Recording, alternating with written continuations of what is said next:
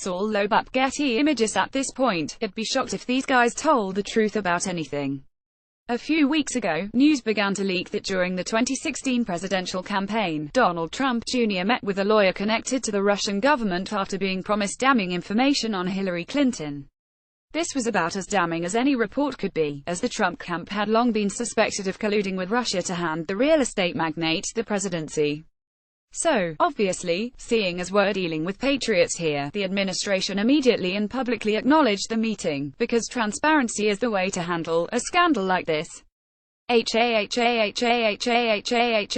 Of course they didn't. Can you imagine what if that was the world we lived in, a world where people actually had things like honor or a sense of duty or the occasional impulse to do something that isn't wrong? But alas, we don't live in such a science fiction utopia, we live in 2017 America. And in 2017 America, Donald Trump is going to do exactly what Donald Trump and co. do best.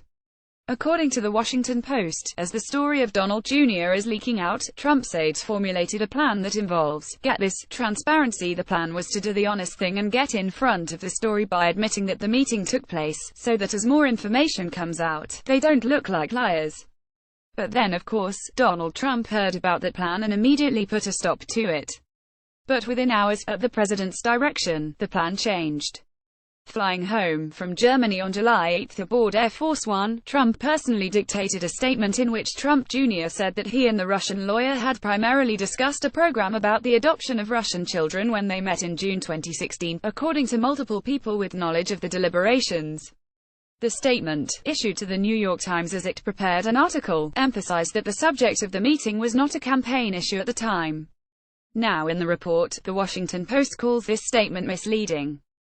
That's a generous characterization. This is what a cover-up looked like. Now granted, it's a bad cover-up. Some would argue a totally unnecessary, does more harm than good cover-up, but still a cover-up.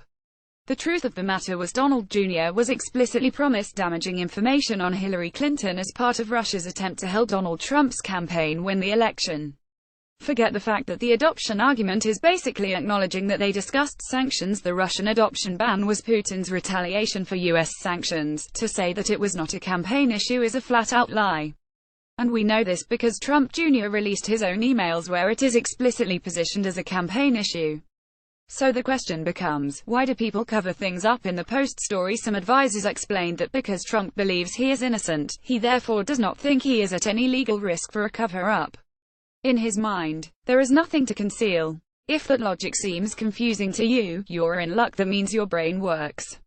To be clear, Donald Trump is claiming that not only is he not guilty, but he's so innocent that he can cover things up, because after all, there's nothing to cover up.